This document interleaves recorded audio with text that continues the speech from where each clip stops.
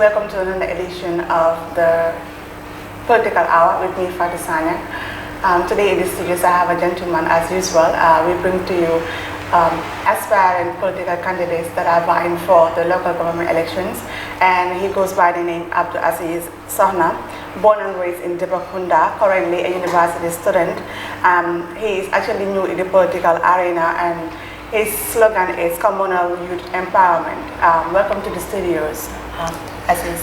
Thank you very much. It is a pleasure being here. Thank you for giving me the opportunity.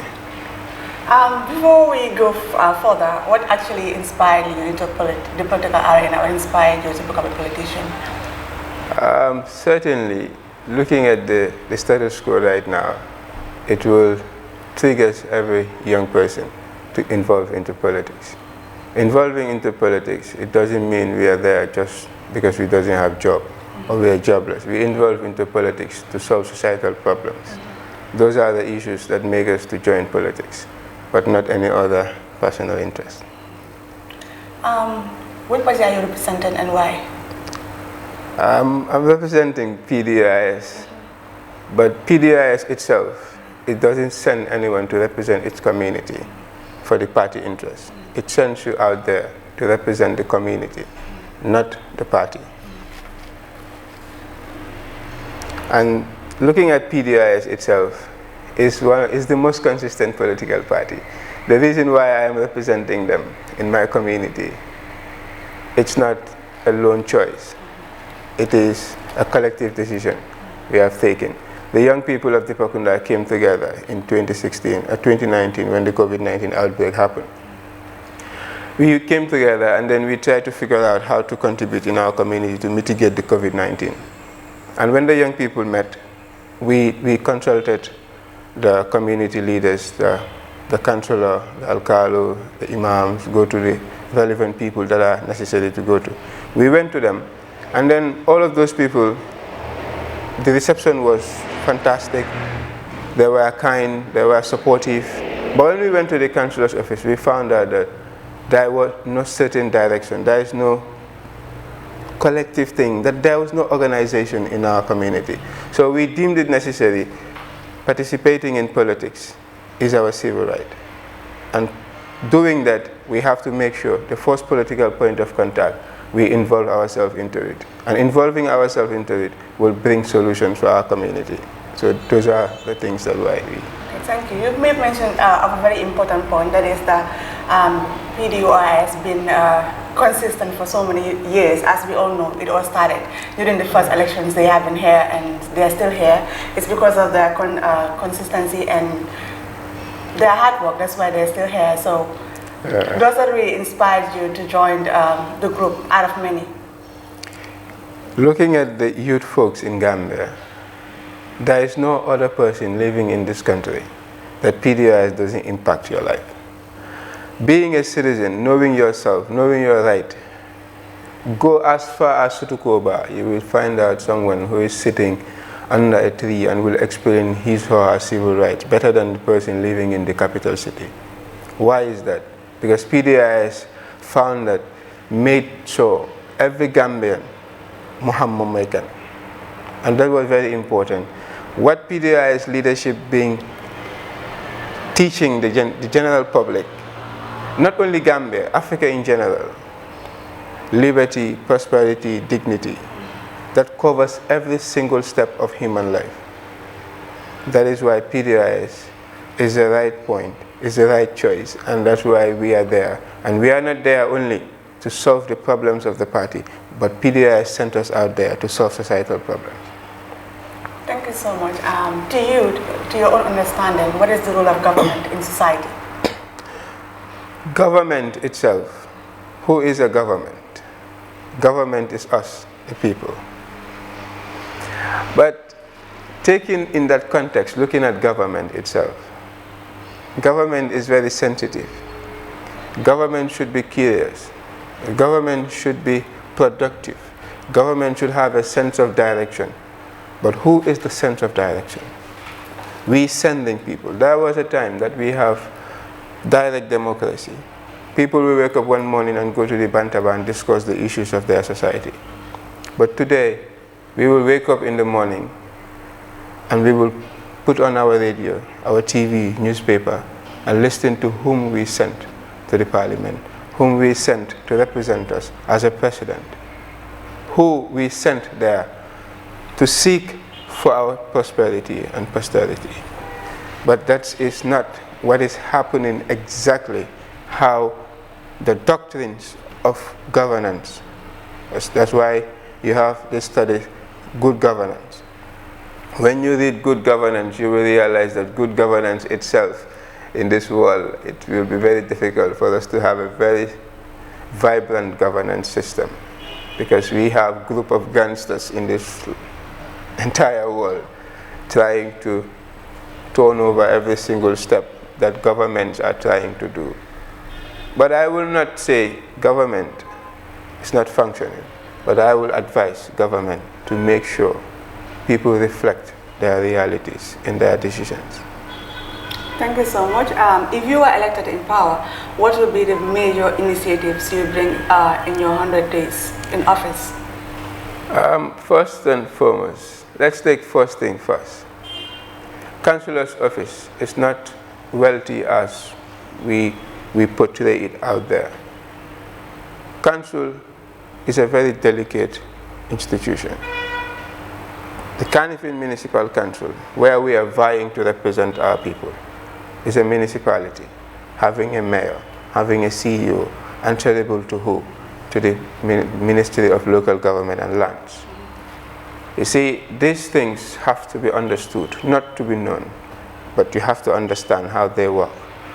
The councillor would join its members, compatriots of councillors from other 19 wards, including the one nominated youth councillor. It will make it 20. Then that 20, you will sit as a council and discuss issues. And the resources are not enough for them to take, to build roads, to build bridges. But what is more important is the communication, is channeling the community to the council. But for me, the first 100 days, I would like to see my community have a structure, a sense of direction. That is the foundation of every development. From there, we will make sure that foundation, we have what we call communal growth structure. In that sense, we will have committees. Those various committees, we will establish committees like youth committee, and the youth committee will have entertainment wing and sports wing. And then we will have women kafu. Those women committee, when we were young, we used to see women go to Aja Oli Ture and Musukewa Drame, land tie and dye, land soap. Those are handiworks. What happened? What went wrong? Why are they not happening today? Something went wrong. So to revitalize all those things, to reverse it, it means creativity and innovation. You come with new things. When we have all those things, the first 100 days, we are not promising we will bring physical thing, but the structuring of the system, the structuring of the community, making sure the community have what we call channeling the resources, having the direct diaspora participation and direct local participation. The reason why we are calling it participation, we don't want to call it contribution or fundraising, because it will have this demotion that it is entirely about money. No, it's about participation. That's why we are calling it participation. You participate in your community. We are calling it Tahawal Sago. That Tahawal Sago will comprise those two folds. And that Tahawal Sago, equivalently, what we have from council and what we generate from the community, we will put it together at the end of the year, and we will know exactly where we are going to put it. We know we cannot build roads. We know we cannot build bridges. We know we cannot do this, this utopian point of mindset that we are going to do this, no, we are not promising anyone. I want to be at ease.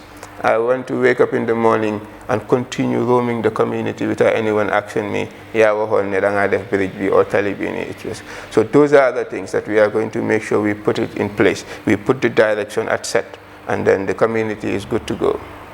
Okay, thank you so much. I want to know what is in your manifesto. What are the 5 key things that are in your manifesto? And if elected, how are you going to solve those issues?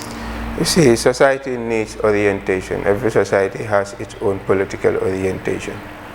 So that orientation, that mindset, that ideology has to change. We cannot change all, but we have to impact it. So we are going to build community library.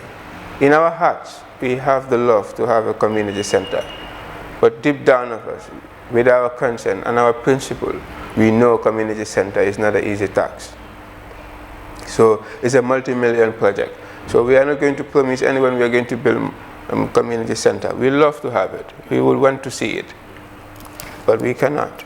So what we are going to do, we are going to build community library.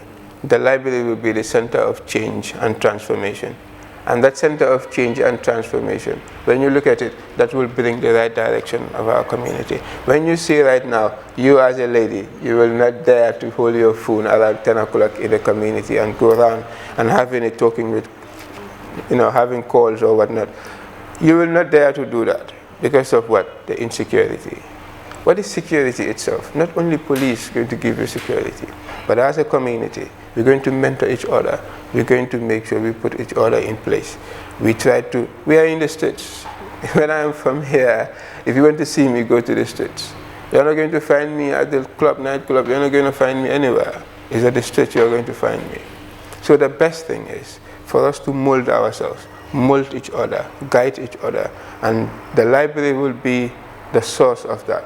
And that library, you will see a kid going to school, entire 3 years of senior secondary school without ever holding an Akiola textbook.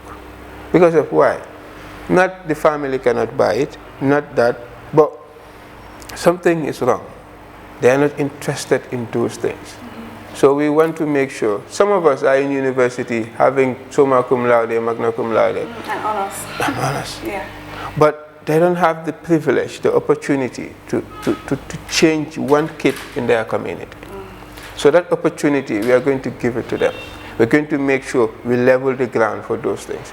And parents will no more pay $500 for one subject, because you will have kids coming every weekend, having group thing, having studies. And you see that competition between the kids in the community will give the community a boost. Will make sure the community have a direction. Every kid would love to do something for people to know that she is doing well. She knows something. You don't want to be in the community and be the backseater. You always want to be in the middle and the front. So that competition, not a rivalry, but making sure they have a direction, an objective, and a goal to determine them to go further. Because my community, when you look at the ratio, it is very poor. When you see someone, the number that is finishing grade 12 and the number that is going to tertiary, there's a big gap. We are not promising anyone that we are going to take you people to GTTI or MDI, we are going to pay for you. No. We cannot pay for you. That is the truth. But what we can do, we can guide you and counsel you and make sure when the guidance and the counseling, when there is any opportunity to take them to tertiary, and we are going to make that gap and channel it and make sure that the community, they know that exactly how tertiary education is important in this 21st century. Thank you so much. You made mention about the problems that people are facing in your community. As we all know, Chuptown is in Dippa Kunda. Yeah. Yeah. So Chuptown have been having this, continuous problem of sanity. Those people who just, people who do tie and dye, who just pour the water all over the place. How are you going to solve those issues? That is why we want to have a direction. That direction will shape the entire community. The Chuptown is in Dippa Kunda. Dippa Kunda is a very big ward. So what we are going to do, there is a problem. The water during the rainy season, Dippa Kunda do have floods. Yes, journalists, you do know that because you cover all those things. We have floods. And that flood, how can we solve the flood? The office of the councillor, to be certain. I always emphasize on this. We have principles.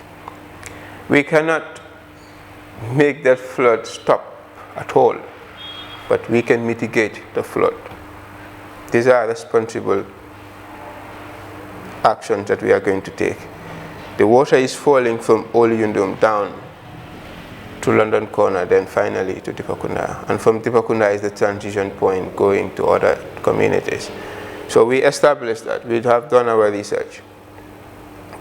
The erosion is expanding. The water canal is expanding. There is no more shape. So we're going to make sure that shape, we dug it, and then it will have a space from the downside, and then it will have a smooth water passage from the canal. From the Dippa Garage Bridge, starting from there, that's our territory. So we're moving on. We try to do that, and we make sure all the waste in the water, they are removed, and there is sanity, as you said. We sanitize those things.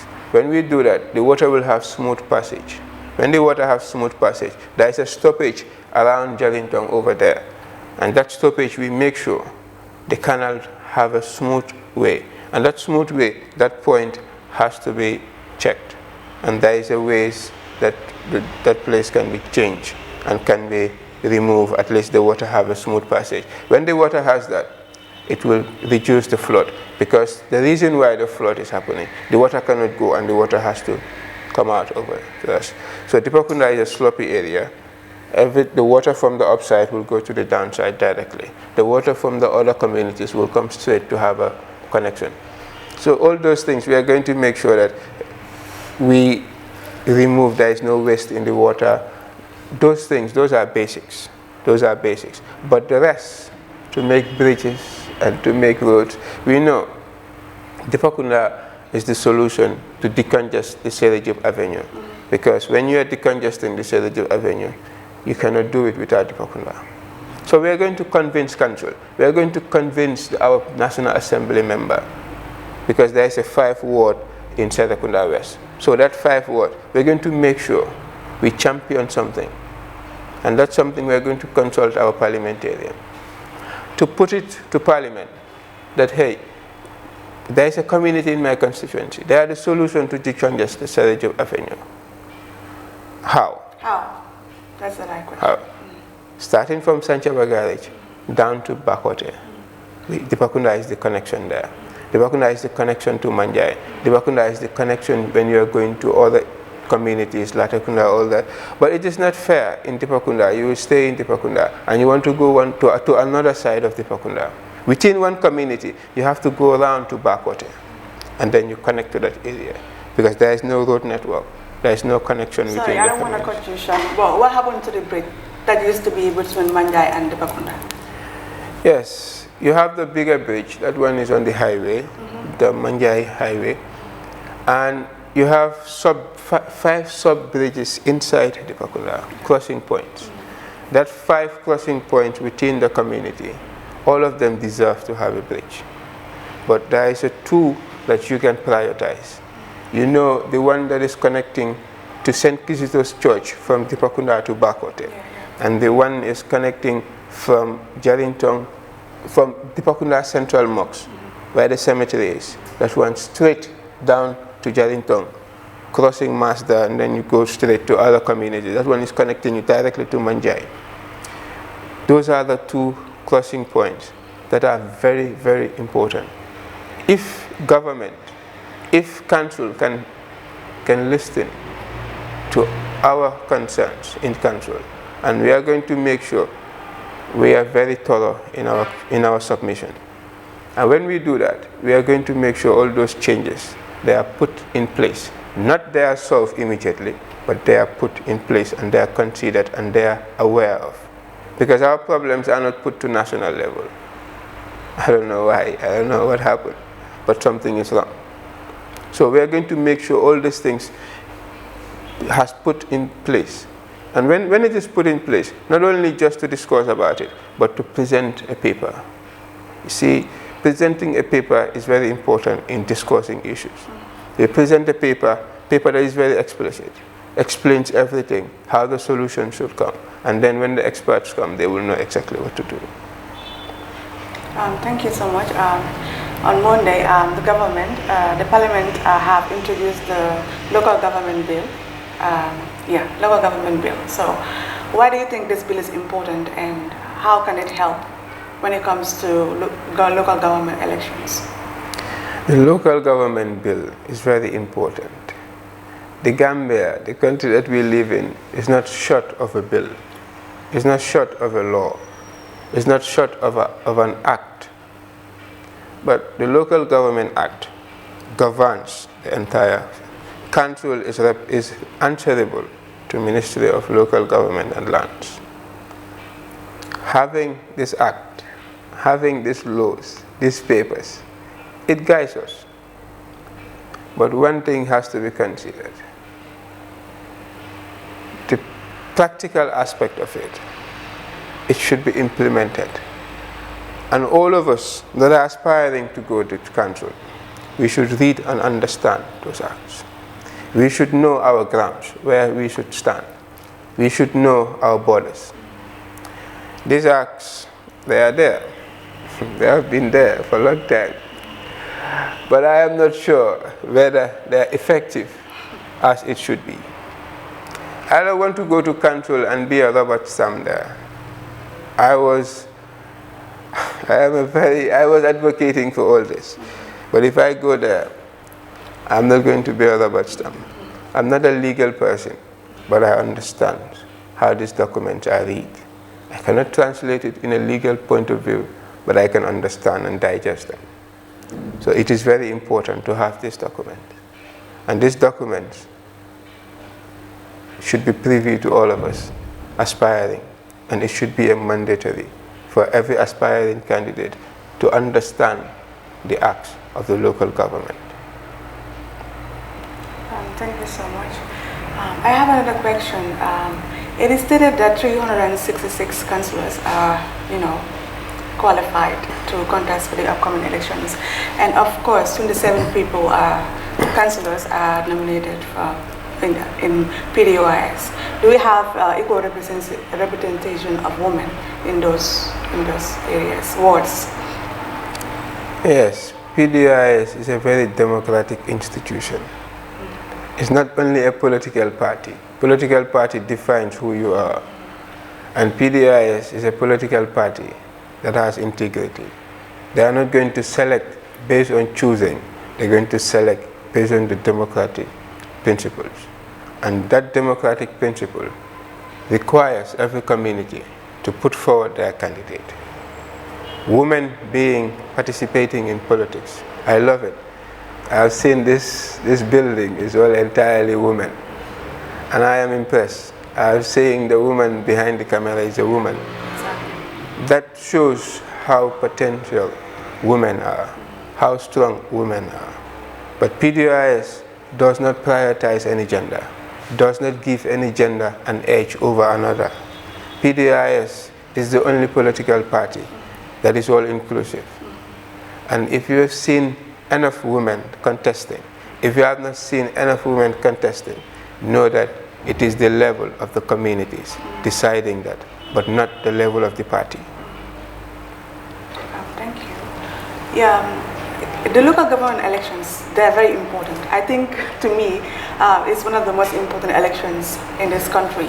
It's concerned, but most of our youth will be like, I'm not going out to vote because I feel like it's very important. I have voted in the presidential elections and maybe my needs and aspirations are not met. So they are like, I'm not going out.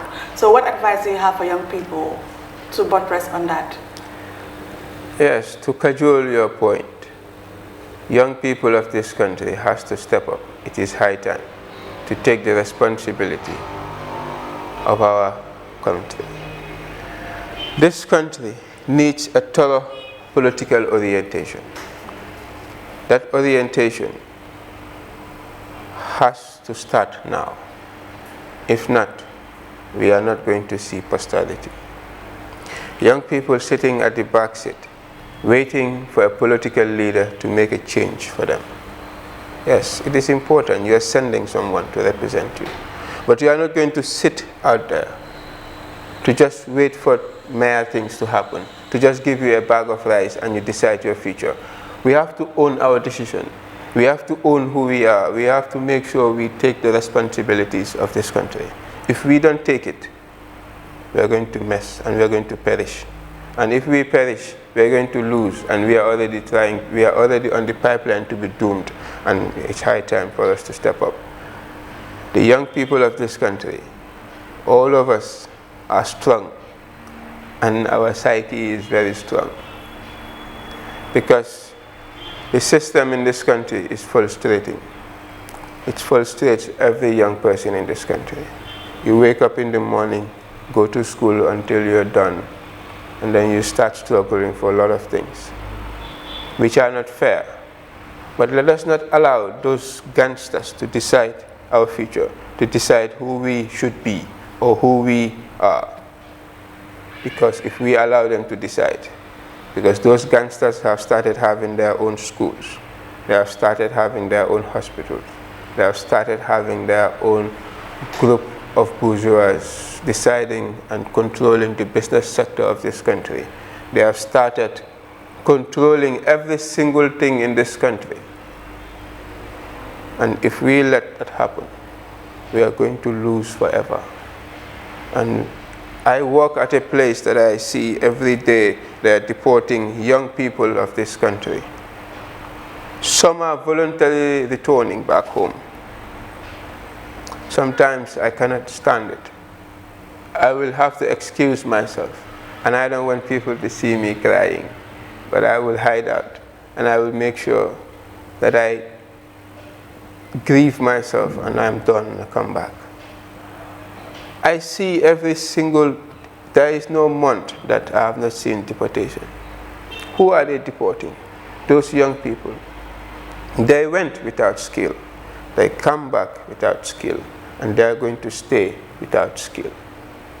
That is the most dangerous thing for society. You make sure. We are not saying give us job, all of us. You can't. Government cannot. There is no government who can give job for the entire country. But you build the resources. You build the foundation. What is the foundation? You make sure you equip every single person. Today, some young people will tell me, by das, I'm going to them GTTI, but when I tell them, boy, defalo, nala isil form be. What next? They will tell me, feel na ko boy, I marry me, I'm a good bar. That's not fair. It shouldn't work that way. That's why the young people of this country, let us not relent. Let us not say politics is not our game. Politics is not our thing. Politics, manduma ko play. Let us play politics. If we don't play politics, our future, our today, our tomorrow is going to be decided by some gangsters. If you are a government, a central government, what are the 3 priorities you're going to prioritize? 3 main things that you're going to prioritize that will change the scope of this country? You're putting me in a very big dilemma. Because right now I am contesting for local government elections. Exactly. Okay. And if I have to talk about that central government, you know, I like evidence. I don't want to talk in an outright blank. I want to talk in a very constructive frame, where I will say something that I know for certain it's going to work. But I don't want to speak just for the sake of answering the question. Yeah, exactly. I have a lot of plans. I have a lot of things for central government. But for now, my research, all of them are stick into the local government elections. And I hope you will have me again when we are coming for another elections to discuss about national issues. Okay. National issues, they are very, you know, it's just touching when you're talking about it. Yes, when I started here, I think we're going to exhaust the program without talking about the local government elections. Exactly. That's the main reason why we're here. So what makes you stand out from your competitors? Are you the only one standing representing Dippa Kunda Award? Yes, there are other 2 candidates. Okay. What makes me stand out? I'm not sure whether I'm stand out. What makes it different? Yeah, what makes it different? You know, respect to all of them for contesting. Respect to every single Gambian who is out there trying to change their community. All of us that are contesting, we are all for one thing. We want to see change in our communities. And I wish them luck. I wish all of them good luck. They are my elders.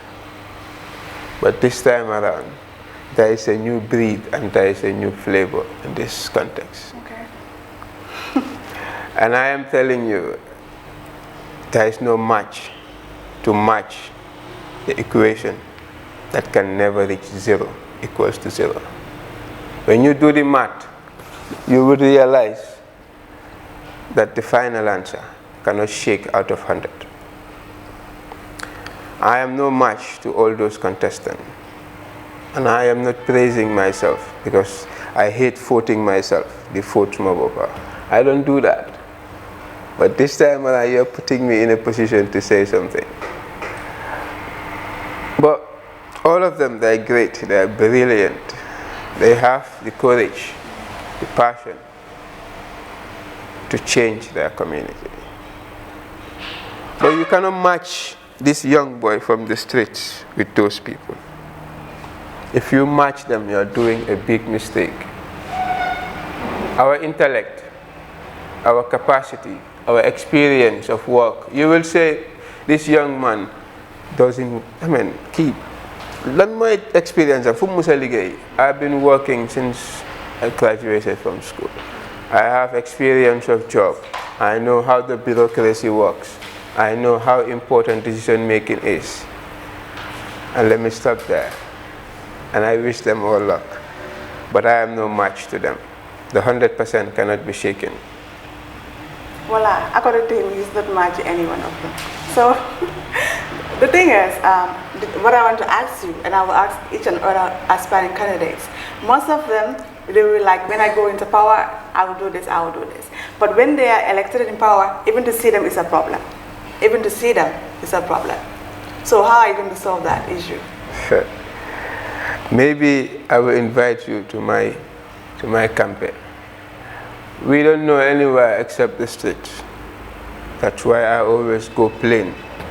Since I have sitting here, did you hear me tell you I will do this and I will do that? I always make sure I say something that is positive. Positive in a sense that I can back it with evidence. I can back it with source. I hate mayor speaking.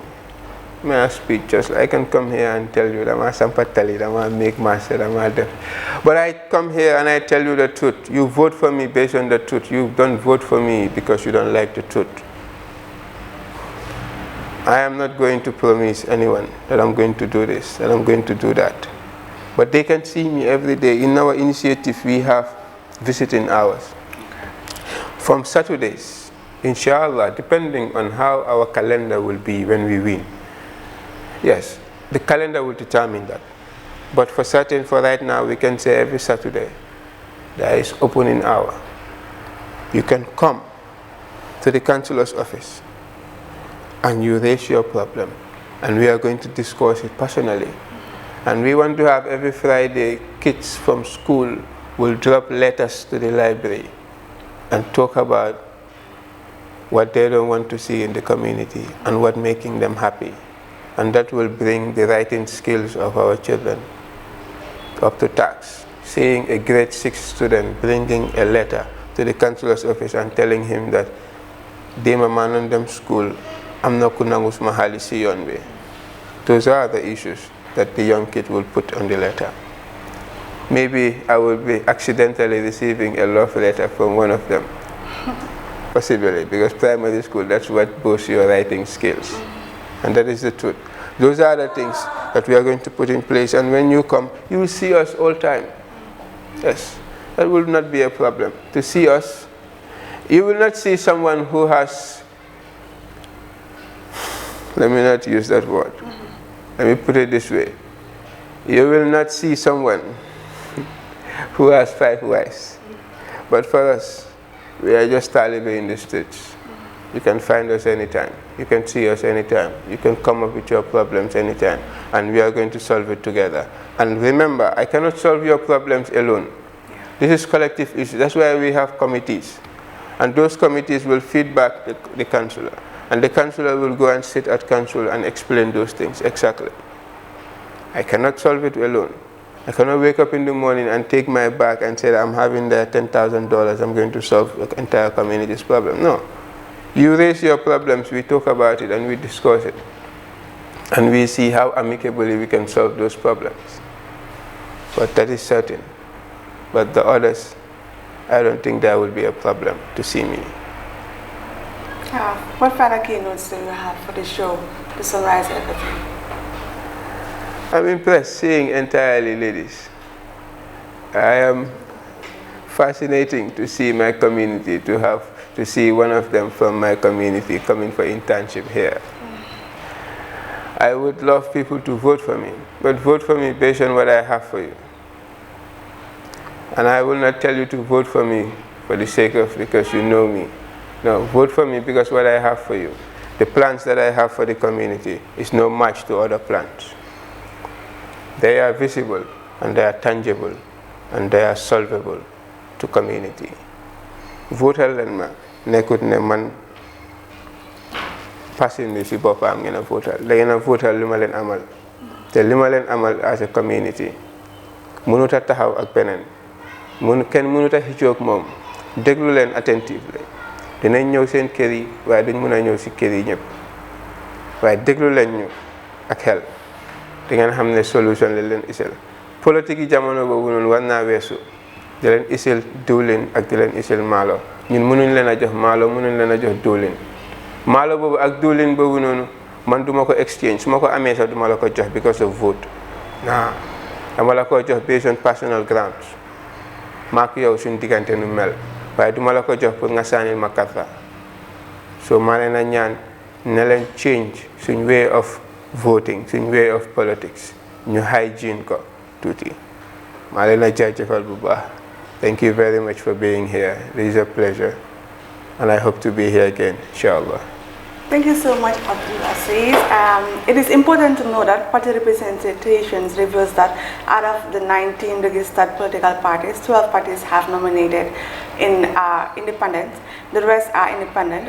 The number of candidates nominated by political parties arranged in alphabetical order are as follows: APRC 17, APPI 1, GDC 36, GFA 1, GMC 1, NPP 99, NRP 4, PAP 1, PDOIS 27, PPP 9, and UDP 102. Independent candidates are totally 67. So we say thank you for coming, Abdou Aziz, and good luck to all the candidates, and good luck to you. Yeah, that was all we have for you for this edition of the Political Hour with me, Fatou Sanya. Thank you so much for watching.